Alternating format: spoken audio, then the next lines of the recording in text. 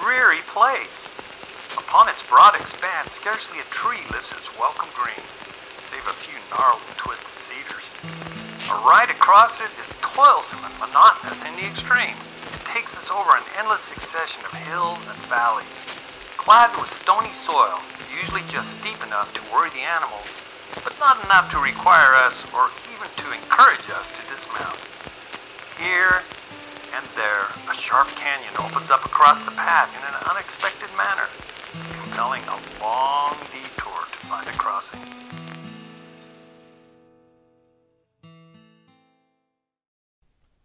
My obsession with the Awapa Plateau began shortly after a trip to Capitol Reef National Park.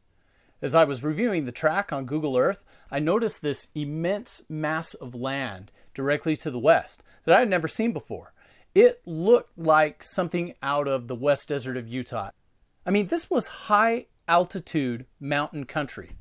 Why was it so devoid of life? And you know, what was also interesting is Google Earth didn't even have a name for this place. There was nothing on the map there. No photos, no labels. And it was then that a buddy of mine shot me an email and he had a link to a USGS survey map of the area from 1880. And it was there that I got the name of Awapa. I decided to talk to some well-traveled coworkers and ask, what is this place? And surprisingly, I found a few who had been there. None of them knew what it was called, although they did kind of explain it as some sort of high-altitude savanna. It wasn't desolate per se, but it was short grasses and sagebrushes. And they also mentioned that it was a great place to find antelope. And I thought, how cool is that? You know, an African-esque scenery in Utah.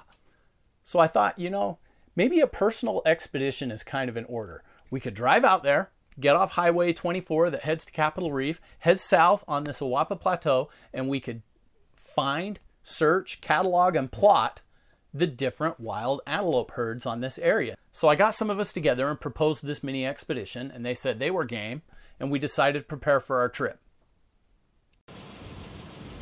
We left the highway early in the morning and began heading south.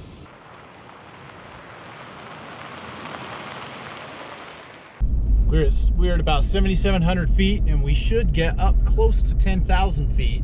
But right now, for such a high elevation, it's crazy. It looks just like the West Desert of Utah at roughly, 4,800 feet.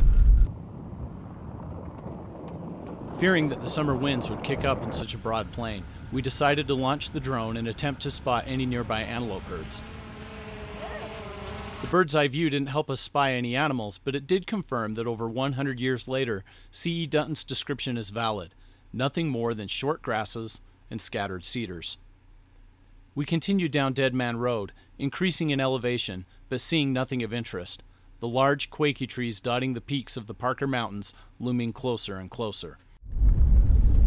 What do you guys think of lunch in the Quakies?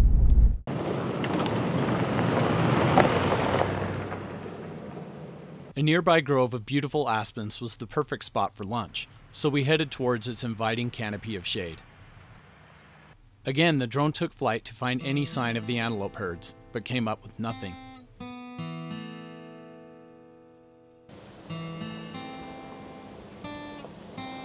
We're at around 9,000, 9,100 feet, and we decided to push into the interior because these roads are awesome and we're making great time. Decided to push into the interior, hoping to see more sheep, antelope, and honestly, we haven't seen an antelope yet. And we saw 3 sheep, and we've seen a few cows. There's just nothing here.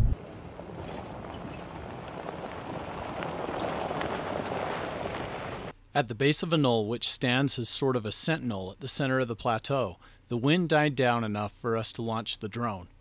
Again, we saw no sign of any antelope herds.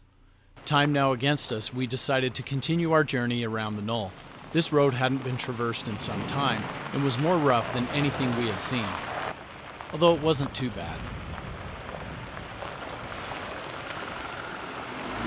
After completing the loop and still no sign of antelope, we decided to abandon our quest and head southwest towards the Aquarius Plateau, back to 10,000 feet, thick pine forests, and cooler temperatures for camp. You know, there's something about this trip that's missing, like people.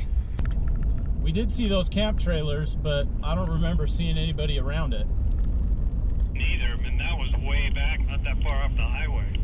It's kind of nice to see, you know, kind of a flatland area. I'm surprised we haven't seen any antelope or deer or anything wild, especially antelope out here, maybe wild horses. You would think you would. It kind of reminds me of Wyoming a little bit.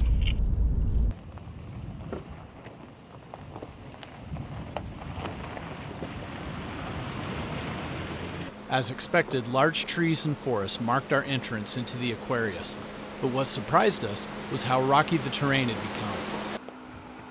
Again, nothing we couldn't overcome, but the slower pace threatened our ability to reach 10,000 feet before camp.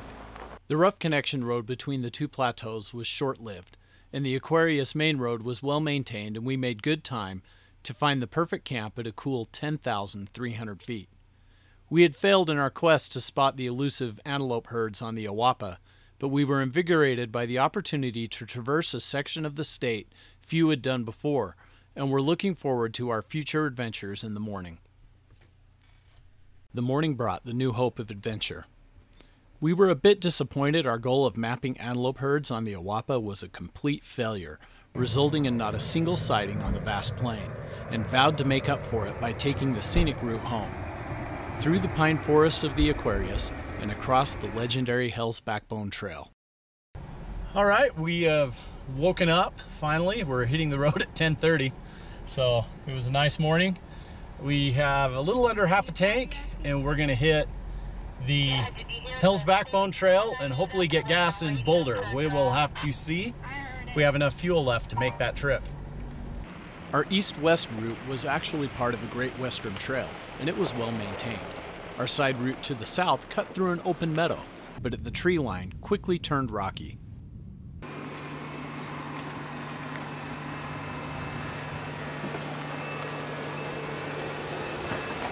Our trail disappeared, despite being clearly marked on our Gaia, Garmin, and even Lexus navigation devices. It's where the road used to be. There's us now. Telling me I can only create straight route unless I have a connection signal.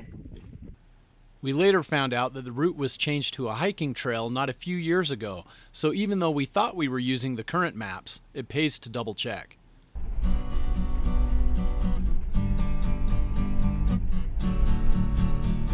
Right in front of us, Jack. Come on, buddy. Those aren't deer.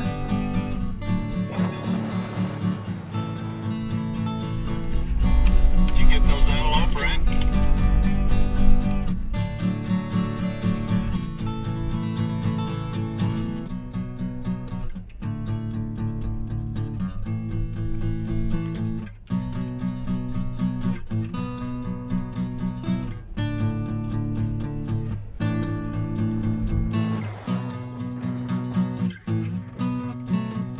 Finally saw our antelope herd, a small group of 8. They were on the wrong plateau and I had my wrong camera gear, but it was nice to finally see these magnificent animals moving full bore in the open meadows. The rest of the Aquarius flew by as we headed further south and east towards Hell's Backbone. We took the green Jeep down this and went across this in the green Jeep. We already hit really good views. Boulder, Utah was the last city in the United States to receive its mail by mule, and amazingly had no automobile access until 1935. The old Boulder Mail Trail, which is now Hell's Backbone, was used by mail carriers to forward the mail to Boulder from Escalante. The scenery here is amazing as pine forests open up to the canyons of the Escalante Grand Staircase National Monument. Dad, is this when a wall was here? Was this built on a wall? No, it was built during the Great Depression. What's the Great Depression? It's when a lot of people lost their jobs, and so they gave them jobs working on these roads.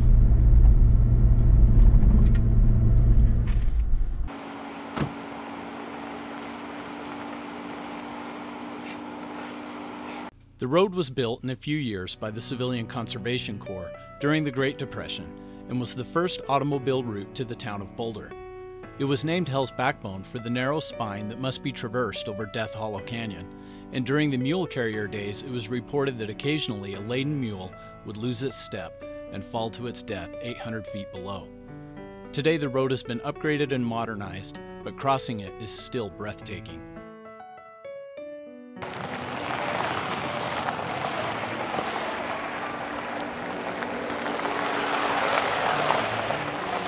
Underneath the upgraded bridge, the foundation for the original CCC construction is still visible.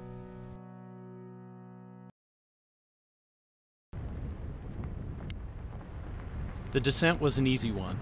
A late July storm rolled in, providing us with the perfect amount of rain to keep the dust down and the temperatures cool. As we dropped into Boulder at the close of our adventure, I had time to contemplate on our experiences. We had failed to count and plot antelope herds on the Awapa, and we didn't even test our vehicles on any significant technical terrain. But we were still able to cross a large portion of the state which few had traversed. We glimpsed antelope running freely on the Aquarius. Our kids learned some history about the Civilian Conservation Corps, and all of us enjoyed the breathtaking views of Hell's Backbone. In short, no adventure, epic or simple, spanning months or a few hours, easy or filled with obstacles, is a failure. The only disappointment would be hesitating to take that first step into the unknown.